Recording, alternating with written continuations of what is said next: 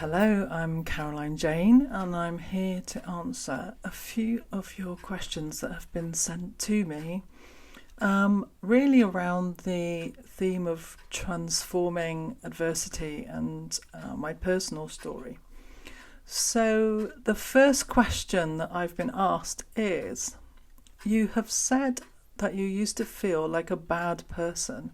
Can you describe why? It's very difficult for anyone who has never felt like a bad person to understand this. But if you have been or are a survivor, notice I don't say victim, if you are a survivor of any kind of abuse, especially childhood things, then you kind of feel bad, you feel dirty, you feel damaged, and primarily there is a feeling that everything is your fault, and it's because you are bad that you attract bad things to you. And I realised that I felt like that, especially in my early years. I left home at the age of 16, and looking back, frankly, I was a bit of a mess. And but I felt very keenly that, and the narrative that I've been told was that was my fault because I was intrinsically a bad person. When in reality, when I look back now at myself with some compassion, I realised that I was just a child and I was thrown into an adult world very early on in life and struggled to cope, really. And then when my first husband died, I think one of the main things that haunted me was the guilt. He took his own life. I was only 21 years old. And the guilt I felt for that still echoes with me today. And again, so that narrative appeared where, I was a bad person to have let that happen. And then, going on every kind of abusive and sometimes violent relationships I've had with people, I felt I brought it on myself. It was my fault that it happened. It was my fault for staying. And it was kind of like my punishment, like I didn't deserve any better.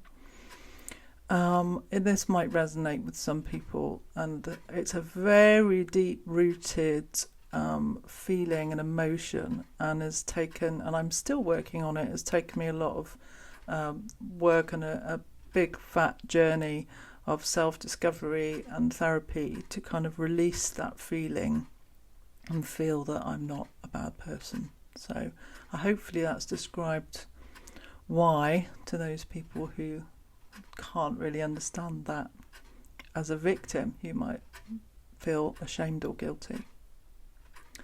So, looking at the next question. You have written about your time in Iraq. Was writing that book therapy for your trauma? Yes, therapy was therapeutic. That was a bit of a, I'm a strong believer in journaling and writing and how you can get your feelings out by writing them down. But primarily that wasn't the aim of writing A Better Basra. That was written after giving evidence at the Chilcot inquiry, the Iraq inquiry, and realising for the first time when a group of us got together to give our evidence, really understanding what a very important time it was in 2006 when I was in Iraq, when Britain and America and a few other countries were occupying the country. I realised it was an important time to be writing about and having on record. And I know that the book now is used as a kind of study text for civilians who are being deployed to war zones. I'm very pleased, and it chimes exactly with my resilience work. Why has that just happened?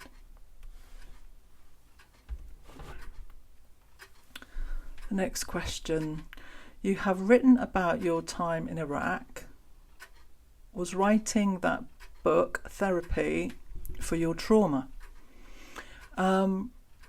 Yes, it was therapy. I'm not going to lie. I think writing things down, in either handwriting in a journal or just writing about an account of your experiences, can be really useful for processing things. But that wasn't the main motivation behind writing.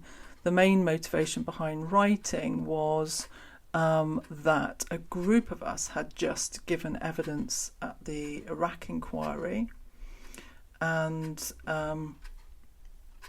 when we gave evidence, it was the first time that we had all been together to tell our stories, and I realised that the time that we were in Basra was a very special, important time in the history of the occupation of Iraq by Britain, America, and a number of other countries.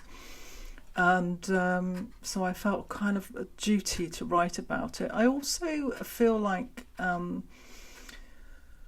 history is often written by people who aren't like me, and so as a female, as a mum living in a war zone for the time that I did, I thought it was important to tell my story and tell how it was from my point of view.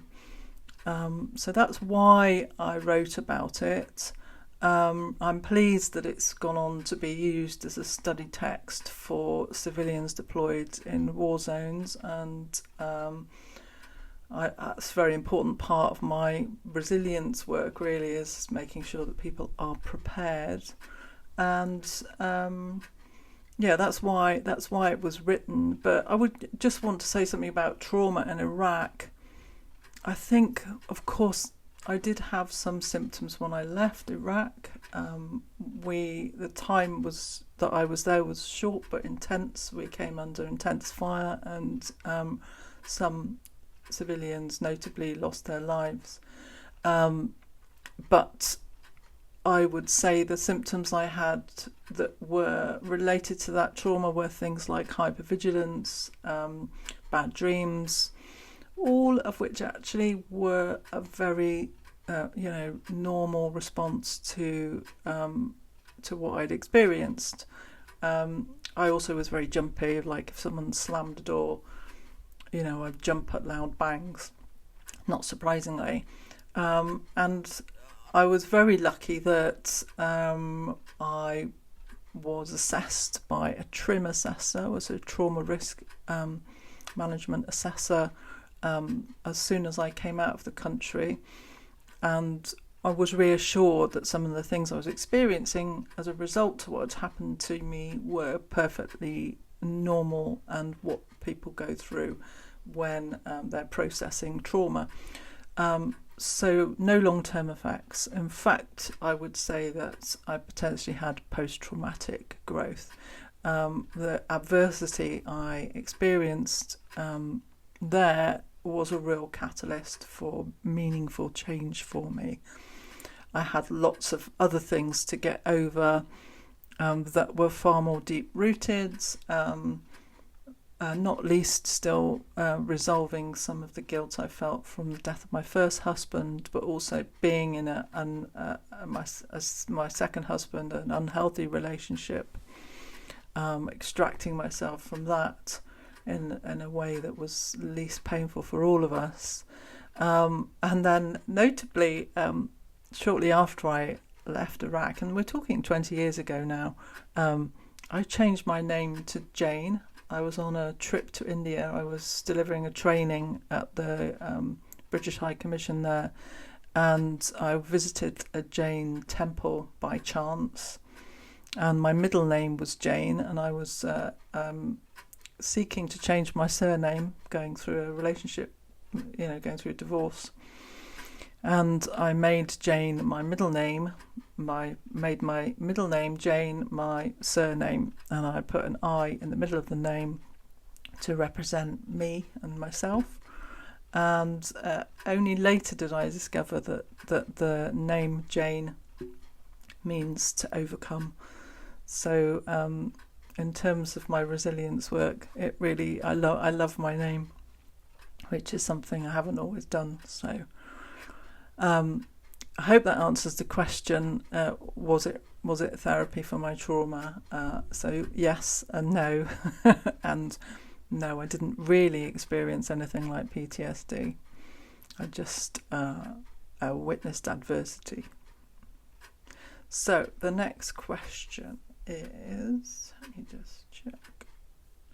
We're still going. Yeah, the next question is, what did burnout look like for you? And how does burning out mean that you can help others? Interesting. A few people have commented to me like they felt because they burnt out that they must be weak. So I just want to address that. So let's look at what did burnout look like for me. It looked like I was managing a small team, and I felt really responsible for an ever increasing workload and ever diminishing resources. I also felt very responsible for the public. So I was managing a team of people that were responding to complaints about the police from members of the public. And so I was sort of in apology mode the whole time, because some of the complaints were not true. Some of them came from places where people were not very well mentally, but a lot of them were justifiable and needed resolving, and we just didn't have the capacity to deal with the volume. I won't go into detail about the process because that's probably quite boring for people, but I tried so many ways to manage the demand, and I would say that it wasn't, it's a combination of things. It wasn't just demand. I've done plenty of jobs where I've been busy a lot and done long hours, but it was really the lack of support that was key that I had. And further than that, the undermining of my position and the lack of value, that really eroded my resilience and my ability to cope. So my loyalties lay with my team and with the public, but that only goes so far. And what happens is I put myself second when I should have been prioritising my health, my mental and physical health. And slowly but surely, through lack of support from the organisation and through the people that should have been supporting me, I completely burnt out to a point where, and I surprised myself because, let's face it, the previous year I had won an award for wellbeing and supportive leadership from Police Impact Award. I should have seen the signs coming. I have been an advocate for wellbeing and how to look after yourself, but I wasn't always good at following my own advice. So that's why I was a good leader, but I think the best thing as a leader you can do is actually walk the walk. So what happened, I just started crying and couldn't cope, got to a very, very low place. I stayed indoors and for a lot of time in bed for a long time. I felt so low, I considered taking my life, I'm not going to lie. That crossed my mind because I felt useless. I felt unable to help people, unable to support my team, unsupported myself. And I can always remember it was quite hard dealing with complaints. One member of the public sent me an email once and it just said, "What is the point of you?" in capital letters with lots of exclamation marks. And we used to get a lot of abuse and a lot of verbal abuse. And I used to, support my team and telling them how to cope with that, but it does wear away at you. And that kind of really resonated with me. What is the point of you? And burnt out. Also, I realised that a lot of the usual things I went to. I remember saying to my GP, I've been for a walk with the dog. I've meditated. I'm eating healthily. I'm working on my sleep. I'm resting, but I'm not better. And I didn't really appreciate quite how long burnout takes to recover from. It really takes time. I'm quite an impatient person who likes to fill my day with lots of things. Borderline ADHD. My head's usually very busy. So the idea that I'd have to just sit around and wait and be off sick was very difficult for me. But then, slowly but surely, I realised that these usual things that I went to didn't go deep enough. And I realised through a process, and the process looks like this really. I realised that things that had happened to me in the past, like for example Iraq, I could transform to a strength. They could be a catalyst for better things. I didn't quite know what to do with this burnout situation. But the journey has gone like this. I really did a lot of work on myself, a lot of reading, some therapy, talking to people, just to understand my trauma. I undertook some courses as well. I did study for some courses to understand my trauma. And by trauma I mean not just PTSD, acute trauma. I'm talking about developmental trauma, intergenerational trauma, all the different types of trauma. I've done a whole masterclass on that if you're interested. So understanding my trauma. Understanding the root causes for how I felt and how I behaved. Then having a safe space and creating a safe space for myself. And by safe, I mean physically safe and emotionally safe. I'm lucky at the moment. I'm in just the most wonderful relationship, so I know that I'm safe to be vulnerable. So that's important. I then understood my neurobiology, understand that my brain can change its habits. It's one thing to know your root causes, but it's another thing to really know and understand that you can change some of your behaviours. And then investing in myself, not just a bit of meditation, but really digging deep. Reframing what has happened to me, and then sharing what's happened with other people. So this allows me then to support other people through empathy, through credibility and compassion. So I think it's going from survivor to thriver. It's turning something bad into something good for others. And once I kind of realised that no matter what you throw at me in life, or no matter what I go through in life or experience, I can turn that around to something that can be a positive, that I can help others. It's almost like a superpower, because you have so much more, you resonate with people. So if they see you thriving, then you can really set an example for other people, basically. That's the bottom line. So I hope that that's answered your questions for today. Feel free to pose me some more questions, and I'll happily talk about myself and my work in another episode. So thank you for listening. I am Caroline Jaine, the Resilience Guide.